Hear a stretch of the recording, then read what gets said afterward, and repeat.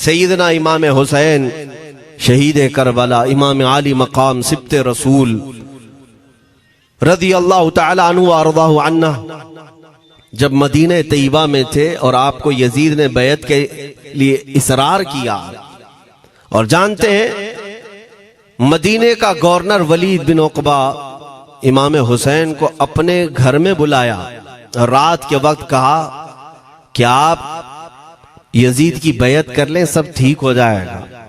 आपने एक तारीखी जुमला फरमाया था, आज वो सब मुसलमानों को याद होनी चाहिए।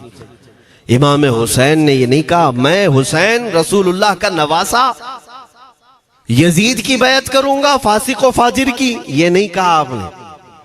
तवज्जो चाहता हूं, आपने ये नहीं फरमाया, बल्कि ये फरमाया मुझ जैसा उस जैसे की बैत कैसे कर सकता है।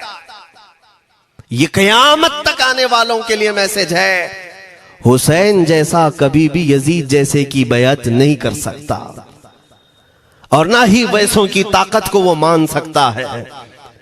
और अल्हम्दुलिल्लाह हमारी माओ ने बचपन से हमें हुसैन को ही सुनाया है, यजीद को नहीं। इसलिए आज अगर किसी तख्त पर यजीद बैठा हो तो हमें डर नहीं लगता इस बात का कि वो गर्दन उड़ा देगा, हमें इस बात का खौफ नहीं लगता कि फांसी पर चढ़ा देगा। हमें इस बात का यकीन है कि अगर हमारे टुकड़े भी हो जाएंगे तो इंशाअल्लाह हमारी रूहें करबला जरूर पहुंचेंगी। इमाम हुसैन के साथ क़यामत के दिन उठाए जाएंगे, हक बात करते हुए अगर दुनिया से जाएं।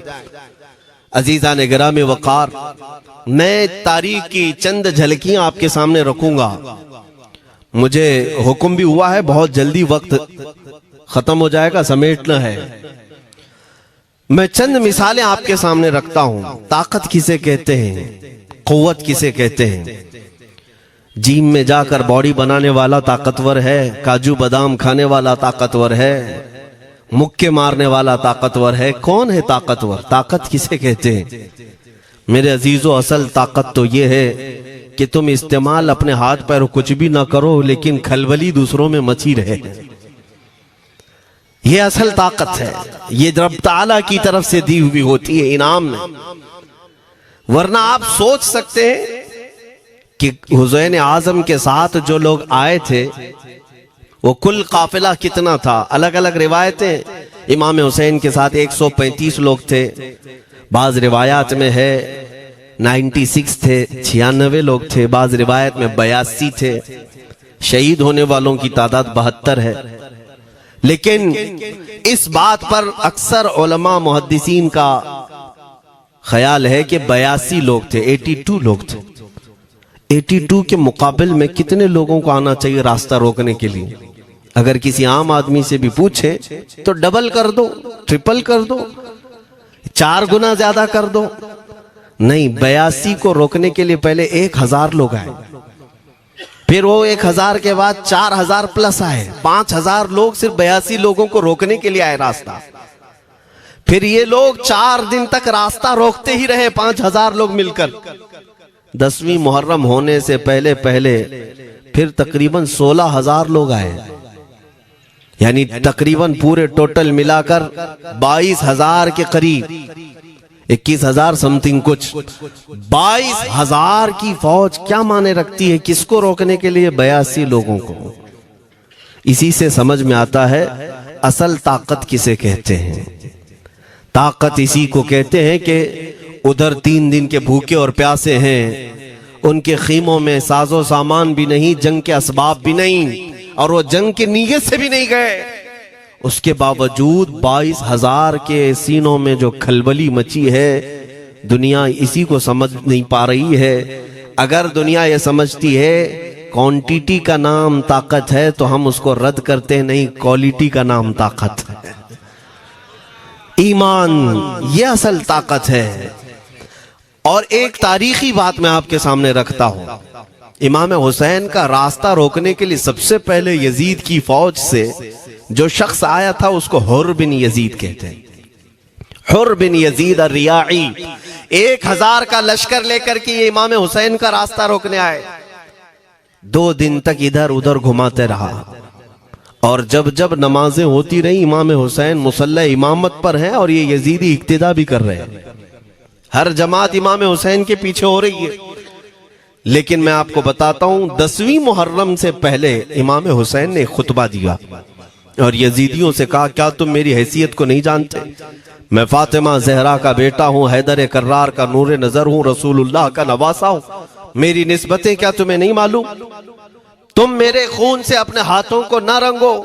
मैं तुम्हारे पास ऑप्शन रखता हूं, मैं इस रास्ते से अपने वापस मदीने की तरफ जाता हूं या किसी साहिल की तरफ या दिमश्क जाऊंगा। जंग करना नहीं चाहता तुमसे। ये 3 ऑप्शन जब इमाम हुसैन ने रखा तो यजीदियों ने एक को भी कबूल नहीं किया। वो जंग करना ही चाहते थे, इमाम हुसैन के खून के साथ खेलना ही चाहते थे। लेकिन जो हुर बिन यजीद है, तवज्जो चाहता हूं, जो खुद इमाम हुसैन का रास्ता रोकने के लिए आया, उसके दिल में ये बात आई और उसने आकर के 10वीं मुहर्रम को यजीदियों से कहा, मियां मान लो हुसैन की बात, 3 में से कोई एक बात मान लो, हम जंग नहीं करना चाहते, वो रसूलुल्लाह के बेटे ही तो हैं। तो सारे जो सिपह सालार बड़े बड़े थे, अम्र बिन साद, शिमर वगैरह, हुर बिन यजीद से कहने लगे, तुझे कौन कहता है फैसला करने के लिए? तू सिपाही है, 1000 की नफरी तेरे साथ दी गई है, बस अगर तुझे हमारे साथ रहना है तो मैदान में जमा रह, वरना चला जा, तू सुलह की बातें मत कर। हुर बिन यजीद उसी दिन 10वीं मुहर्रम को उन यजीदियों से कहता, अच्छा अगर तुम मेरे इस बात को नहीं मानते तो तुम्हारी सिपह सालारी तुम्हें मुबारक, मैं हुसैन के खीमे में जा रहा हूं। जो यजीद की तरफ से आया था वो किधर चला गया? मौला हुसैन के खीमे में। कब? सिर्फ 10वीं मुहर्रम, एक रिवायत में 9वीं मुहर्रम को, एक दिन पहले इमाम हुसैन के खीमे में आया, दस्तबोसी की, माफी मांगी और इमाम हुसैन ने कहा, अब तुम जा सकते हो अपने घर।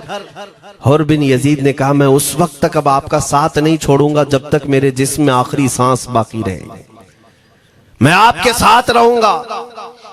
अब इमाम हुसैन की वफादारी में आने वाला कौन था?